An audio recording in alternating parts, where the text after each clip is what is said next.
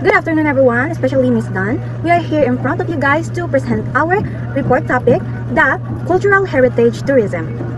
By the way, I'm Shamari Donga and I'm going to discuss the cultural heritage tourism. So, cultural heritage tourism is a type of tourism that involves traveling to experience sa mga tourist and place history, culture, and tradition. Culture. There is no universal agreement on a single definition of culture. Culture can refer to the whole way of life, customs, habits, and distinct sets of social, artistic, or intellectual activity of a group of people. UNESCO defined culture as a set of distinct spiritual, material, intellectual, and emotional features of society, which includes art, literature, lifestyle, and ways of living. So kung mayon tag culture, so ang una gid masud sa atong utok is tradition or beliefs or customs, behavior, like ingana. So like example sa atoan natin atong tradition as a Filipino. So ang meaning sa kanang kuan sa ato, kanang mobles sa mga elders is ang meaning ana is respect sa mga elders. And kanang the spirit of bayanihan nato magtinabangay ato ana ng tradition as a Filipino. And napaban cultural is a Catholic religious life or kanang festival or parties, like for example festival sa ato sinulog kanang i-celebrate nato every year kay mo naman natong tradition as a Cebuano. Cultural tourism. So cultural tourism is a travel motivated and interest in culture, focusing on the appreciation of past and present artifacts and expression of specific groups of people. So when you say cultural tourism, it is muna siya ang tribe sa travel nga mga tourists is kanang mga motivate sila nga kanang mo learn about sa culture and kanang ganahan sila mo discover og mga laing culture sa laing lugar, like unsa mga tradition dance sila, tradition food, and ganahan nila ma-experience, kanang ganahan nila makita maswayan like mga lifestyle sa laing lugar, like example nato Filipino unsay lifestyle nato og local tradition nato as a Filipino, and experience the tangible and intangible culture heritage as a Filipino. So like example, cultural tourism is like kanang visiting historical sites like museums. Good day everyone, my name is Candy Ambab, and we were going to tackle about or deeply understand cultural heritage, tourism, and cultural attractions. So, okay, cultural heritage connects the past and present and help us make the past meaningful. It also includes tangible or physical and intangible non-physical cultural elements. It also reflects how people value, interpret, and recreate their history. So, cultural heritage is not just about old buildings, it is everything. It is everything the community inherits from the past traditions, beliefs, stories, and even rituals. It keeps changing because people constantly give new meaning to their history. Alright, so slide number. Okay, so types of cultural heritage. So we have tangible heritage and non-tangible. I mean intangible heritage. So when we say tangible heritage, it is a buildings, museum, artifacts, natural landscape, and heirlooms. And when we say while intangible, it is a language, ceremonies, music, dances, festivals, beliefs, values, and oral traditions. So think of tangible heritage as a thing you can touch, and intangible heritage is something you cannot touch but deeply important, like our language, dances, and ways of life. Okay, so let's proceed to the Philippines and intangible heritage. So Philippines support UNESCO protection of intangible heritage. For example, the Rangan effect of the Maranao, Hudhud chants of the Ifogas. Alright, so these are examples of world recognized cultural treasures that shows the creative and identity of Filipino ethnic groups. Alright, so tourism and cultural heritage. So tourism uses cultural heritage to create products and experiences. So we have two concepts of heritage and tourism. So number one is heritage as a political tool or selective ideological. And number two is heritage as a economical, like flexible based on demand. Yeah. So heritage become part of the tourism. Some groups may choose certain stories or tradition to highlight, and this selection is influenced by the politics or economic goals. Okay. So interpretation of heritage. So heritage is linked to the past, but not all parts of the past are presented. Tourism chooses what parts of the cultures shows visitors. It also interpretation affects how the present of future generation understand culture. So tourism sometimes highlights only the aspect of heritage that tourists find attractive. This shapes how people view their own culture and the future. Okay, so issue and cultural heritage tourism. So selected presentation may lead to loss of authenticity, misinterpretation, power struggles, or struggles like government, businesses, and local groups. So some cultural meanings become altered or even corrupted. So when tourism chooses entertaining parts of cultures, other important traditions get ignored. This may change or sanitize the true meaning of the culture. Okay, so cultural attraction and tourism. Attraction include many tangible and intangible cultural expression like tourist experience, local tradition, history, and way of life, festival, and rituals. So this attraction allow tourists to understand how community lives, celebrates, and express its identity. Alright, so let's proceed to the next slide. So examples and the Philippines is native handkerchief and food. Indigenous villages, like example, Mangyan village and Bahay Kubo display, and also cultural exhibit, and festivals. So many attractions in the Philippines shows our indigenous and rural life. Some are authentic, others are reconstructed to attract visitors. Okay. So next is creative of local communities. So local creative helps create unique tourism products, festivals that preserve lost practices, and lastly, cultural shows like dances and rituals. So cultural tourism gives communities a change to revive old costume. Festivals are not only for entertainment; they also help us preserve traditions. Okay. So next is commercialization versus authenticity. So tourism brings economic benefits. Both too much commercialization can cause cultural erosion, loss of identity, important to involve tradition, honors, and presentation. So when money becomes the priority, culture may lose its original meaning. To prevent this, local communities must control how their culture is presented. Okay. So in summary of my discussion, cultural heritage is dynamic and meaningful. Tourism uses heritage to create experiences, and also interpretation affects cultural identity. And also balance economic benefits with authenticity, and lastly protect and involve local communities. So cultural heritage tourism is a powerful. It can educate, entertain, and provide income, but it must respect the community and protect true meaning of the culture. Thank you. Good day, everyone. My name is Patricia Mayosalejos, and today I'm going to report about the cultural and natural heritage sites and indigenous tourism. The UNESCO World Heritage Program plays a vital role in safeguarding locations with exceptional cultural and natural significance. According to the latest figure, a total of 187 states parties have ratified the UNESCO World Heritage Convention, demonstrating widespread international commitment to heritage protection. Currently, UNESCO recognizes 911 World Heritage sites worldwide. This includes 704 cultural sites, 180 natural sites, and 27 mixed sites that showcase both cultural and natural value. Conservation initiatives continue to be implemented across these locations, helping to preserve their integrity while also boosting global tourism and contributing to local economies. Types of heritage sites. Natural heritage. Natural heritage includes parks, caves, islands, and seascapes that represents the Earth's ecological richness and geological features. These sites highlight biodiversity, natural beauty, and important environmental process. Cultural heritage. Cultural heritage covers museums, arts, and festivals that showcase the traditions, creativity, and identity of different societies. These elements help preserve cultural expressions and promote understanding among communities. Belt heritage. Belt heritage refers to monuments, old towns, and significant agricultural structures. These locations reflect historical development, craftsmanship, and agricultural achievement of past civilizations. Industrial heritage. Industrial heritage includes mines, factories, other industrial sites that document the evolution of technology and industrialization. These places provide evidence of economic history and human innovation. Religious sites. Religious heritage sites, such as templates, church, and shrines, serve as important markers of spiritual beliefs and traditions. These illustrate the diversity of faith practices and their influence on societies. Military heritage. Military heritage consists of battlefields, cemeteries, and related sites that record significant conflicts and their outcomes. These locations offers insight into military history and the sacrifices made in the past wars. Last, literary or artistic heritage. Literary and artistic heritage includes the preserved homes and workspace of writers and artists. These places provide a deeper understanding of their lives, creative processes, and cultural contributions. The Philippines formally demonstrated its commitment to preserve globally significant heritage when it ratified the UNESCO World Heritage Convention on September 19, 1985. Since then, the country has been recognized for its diverse collection of cultural, historical, and natural world heritage properties. These sites highlight the Philippines' rich cultural traditions, its long and complex history, and its exceptional natural landscapes, all of which contribute to the nation's identity and global heritage values. Baroque church, built in the late 16th century. These structures were constructed during the late 1500s, showcasing early examples of Spanish colonial influence in the Philippines. Their designs reflect the fusion of European architectural styles with local materials and techniques. Immaculate Conception, located within the historic walled city of Intramuros in Manila. The Church of the Immaculate Conception stands as a key symbol of early Catholic presence in the country. It highlights the religious and cultural significance of Intramuros during the Spanish period. Nuestra Señora. The Nuestra Señora Church in Ilocos Sur demonstrates the region's adaptation of colonial architecture to local traditions and environmental conditions. It remains an important landmark representing the spread of Christianity in northern Luzon. San Agustin. The San Agustin Church in Pauay, Ilocos Norte is renowned for its distinctive earthquake Baroque style. Its massive buttresses were designed to withstand seismic activity, making it a notable example of innovative colonial engineering. Santo Tomas. The Santo Tomas de Villanueva Church in Yagao, Iloilo is known for its elaborate facade featuring unique carving that combine religious theme with Filipino cultural elements. It reflects the artistic craftsmanship and local identity of the region. The rice terraces of Cordilleras. 2,000 years ago, terraces carved on mountain slopes. These terraces, believed to be around 2,000 years old, were manually carved into steep mountain slopes by early indigenous communities. Their construction reflects advanced ancient engineering and sustainable farming practices passed down through generations. Located in Ifugao. Situated in the province of Ifugao in the northern Philippines, the terraces are an integral part of the region's cultural identity. They continue to serve as living landscapes that support local agriculture and traditional livelihoods. Listed as a World Heritage in Danger site in 2001. In 2001, the site was declared a World Heritage in Danger due to concern over environmental degradation, lack of maintenance, and declining interest in traditional farming. The designation aimed to prompt stronger conservation measures to protect the terraces of future generations. The other Philippines heritage sites.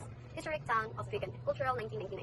The historic town of Vigan, inscribed as UNESCO World Heritage Site in 1999, is a well-preserved 16th century Spanish colonial town. Its streets, architecture, and urban layout reflect a fusion of European design and local building traditions, providing a vivid glimpse into a Philippine colonial past. Tubataha Reef. Tubataha Reef, designated as a World Heritage Site in 1999, covers 33,200 hectares of pristine coral reefs in the Zulus. The area is renowned for its remarkable marine diversity, including numerous species of fish, corals, and other marine life, making it a critical site for conservation and scientific research. Puerto Princesa, Underground River. The Puerto Princesa Underground River, listed in 1999, features a spectacular limestone karst landscape and an extensive cave river system. The site is notable for its unique geological formations, rich biodiversity, and significance as one of the longest navigable underground rivers in the world. Indigenous land and heritage. Many heritage sites lie within indigenous ancestral domains. A significant number of heritage sites in the Philippines are located within the ancestral domains of indigenous communities. These areas hold both cultural and historical importance, reflecting a long-standing connection between indigenous people and their land. The Philippines has 100 plus ethnic groups. The country is home to over 100 distinct ethnic groups, each within its own traditions, language, and cultural practices. The diversity contributes to the rich cultural heritage of the nation. Indigenous people have lived in protected areas for thousands of years. Indigenous communities have inhabited these protected regions for millennia, maintaining sustainable practices and preserving both the natural environment and cultural tradition. This area requires proper cultural and environmental management to ensure the preservation of both heritage and biodiversity. These ancestral domains need careful management. Effective cultural and environmental strategies are essential to protect the rights of indigenous people while safeguarding natural and cultural resources. Protected areas overlapping indigenous lands. Several protected areas overlap with ancestral domains. Many of the Philippines' protected areas coincide with indigenous ancestral domains. This overlap highlights the long-standing presence of indigenous communities in ecologically and culturally significant land ownership recognized through CADP. Land within these ancestral domains is formally recognized through the issuance of a Certificate of Ancestral Domain Title, or CADP. This legal recognition ensures that indigenous communities have secure rights over their traditional lands. Based on the Indigenous Peoples' Rights Act 1997, the protection of ancestral lands and the recognition of indigenous rights are grounded in the Indigenous Peoples' Rights Act of 1997. This legislation provides a legal framework for safeguarding cultural heritage, ancestral domain, and traditional practices. Indigenous cultural tourism is growing in these areas. Cultural tourism initiatives in ancestral domain are expanding, allowing visitors to experience indigenous traditions, crafts, and rituals. This growth provides economic opportunity for communities while promoting the preservation of the cultural heritage. Indigenous tourism overview. Tourists visit indigenous groups in their natural environment. Tourists often travel to areas where indigenous communities live to observe their daily lives, tradition, practices, and natural surroundings. These visits provide opportunities for cultural exchange and learning. Often marketed for twin customs or exotic cultures, indigenous tourism is frequently promoted by highlighting the uniqueness of local customs or portraying indigenous cultures or exotic attractions. This marketing approach can both attract visitors and raise concerns about cultural commodification. Terms of literature. In academic and tourism literature, visits to indigenous communities are described using various challenges in indigenous tourism. Risk of cultural exploitation or neo-colonialism. Indigenous tourism carries the risk of cultural exploitation, sometimes referred to as neo-colonialism, where local traditions are appropriated or commercialized primarily for the benefits of outsiders rather than the host communities. Loss of cultural integrity and identity. Excessive or poorly managed tourism can lead to the erosion of cultural integrity, as traditions, rituals, and practices may be altered or staged to appeal to visitors, threatening the authenticity of indigenous identity. Host populations sometimes used as spectacles. In some cases, indigenous communities may be presented as spectacles for entertainment or visual consumption, reducing rich cultural practices to mere tourist attractions. Risk of coercion or misrepresentation. There is also a risk that communities could be coerced into performing or portraying aspects of their culture inaccurately, leading to misrepresentation and misunderstanding of their heritage. Sustainable indigenous tourism. Tourism must respect indigenous rights. Tourism activities involving indigenous communities should be conducted with respect for their rights, ensuring that their cultural, social, and economic interests are protected. Laws supporting indigenous protections. Several laws provide legal safeguards for indigenous peoples in the Philippines, including NIPAS Act 1992 establishes protected areas while considering the rights of indigenous communities living within them. IPRA 1997. The Indigenous Peoples' Rights Act formally recognizes ancestral domains, cultural rights, and self-determination of indigenous people. Based on UNESCO cultural diversity principles, tourism and heritage management involving indigenous communities are guided by UNESCO principles that emphasize protecting traditional knowledge, safeguarding indigenous practices or skills and cultural expressions, recognizing indigenous environmental contributions, valuing the role of indigenous people in preserving biodiversity and managing natural resources, integrating modern science with local wisdom, encouraging collaboration between scientific approaches and traditional knowledge to ensure sustainable development and cultural preservation. Good day everyone, I am Heidi San. So for my report, I'll be talking about the connection between culture and nature. So culture and nature have always been linked.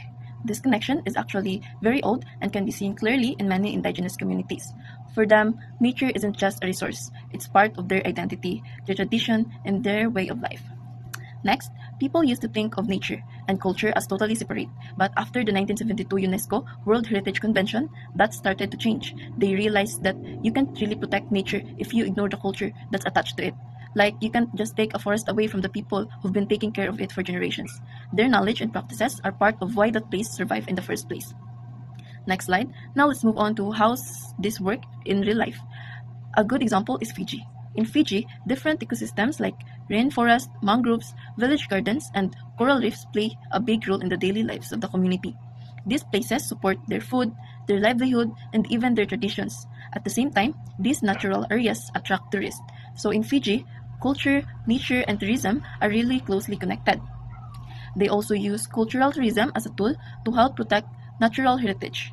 This includes protecting areas like ancestral lands and other natural sites that are important to both and the environment and the people's traditions. So basically, tourism becomes a way to support conservation. Now let's move on to figure 10.1. This diagram pretty much sums up everything I just talked about. At the center, you'll see the word Vanua. In Fiji, Vanua means more than just land. It includes the people, the traditions, the environment, and even the spiritual connection to the place. So it's really like the heart of the whole system. Around it, you have different elements: coral reefs, mangrove forests, the village garden, and the remnant forest. All of these are part of nature, but they also tied to cultural practices and daily life. Then the outer ring shows things like ecotourism, conservation, management practices, and local participation. These are the actions or systems that helps keep everything balanced. So the whole point of the figure is to show that culture, nature, tourism, and conservation aren't separate. They're all connected, and you can't work on one without affecting the others. When people participate, when tourism is done responsibly, and when conservation respects cultural practices, everything supports each other. So overall, the connection between culture and nature isn't just a theory. It's something that communicates like those in Fiji lived every day. By understanding this relationship, we can create better conservation strategies and promote sustainable tourism that respects both people and the environment. And that would be all. Again, I am Heidi, your son. Thank you. Good day, everyone. My name is Jasmine Andrea Astubo, and I will be discussing about the cultural diversity and sustainability of cultural heritage tourism. For the cultural diversity, it is a vital resource of the tourism industry because many tourists are eager to encounter and experience different culture, including their diverse, tangible, and intangible expression. For the sample of the tangible, we have the buildings, clothes, and crafts. For the intangible, we have the traditions, festival, and stories. This provides opportunities to learn from different cultures, which can enhance cooperation and communication. Jamison 1999 argues that tourism has a role in uniting multi-ethnic groups within a destination by providing them opportunities to pursue shared goals. By Robinsons and Picard state that in the context of sustainable tourism, it is both morally right and economically prudent to assist in the preservation of cultural diversity, meaning we should protect different cultures because people's identity matter. It also helps the economy because tourists pay to experience a real culture. In sustainability of cultural heritage tourism is considered sustainable when the economic, social, and environmental aspects of culture are integrated rather than merely exploited or taken advantage in tourism, planning, and management, said by Hall 1994. Cultural resources are the foundation of heritage tourism, and they are essential for socio-economic development at the local, regional, and national levels. However, the commodification of the cultural heritage resulting from creating a cultural attraction merely for commercial reasons is a major issue in sustaining tourism in many cultural destinations, as in Phuket Island in Thailand. So Phuket Island in Thailand, cultural heritage was commercialized too much, causing for problems for sustainability. The meaning and values for the emotional, symbolic, and or material placed by local community on their heritage are important elements in sustainable tourism. The local community who owns traditional culture should determine which aspect of the heritage are appropriate for public display and how they are to be displayed. Sustainable heritage tourism gives the local people an opportunity to revitalize local history and tradition. Through sustainable tourism, all cultures can express themselves and make themselves known, and hence achieve a form of intercultural dialogue leading to peace and facilitating sustainable development. For the conclusion, cultural heritage attractions consist of numerous tangible and intangible expressions of people, places, and events. The natural creativity of local communities can be harnessed in developing diverse and unique cultural tourism products and attractions. The tourism industry should ensure that marketing cultural and natural heritage as tourist attraction does not undermine or degrade their value for the present and the future generations. That is also why we should be proud proud of taking up tourism because we have an important role in protecting, preserving, and promoting culture responsibly. So many of the indigenous people in the world, including those in the Philippines, belong to minority groups that are economically and politically marginalized. In other words, it means they are left out both in money and in power. There is a need to balance the use of their cultures as tourism products with conservative and economic imperatives. The success of cultural heritage tourism depends on the ability of the local people to attain effective control over their tradition and resources. Sustainable tourism has a significant role in reviving, enhancing, and nurturing cultural heritage. Cultural heritage tourism is considered sustainable when the economic, social, and environmental aspect of culture are integrated in tourism planning and management. This is relevant to the Philippines situation because of the existence of diverse cultures and tradition in many of the country's destinations. That would be all for our group presentation. Thank you so much.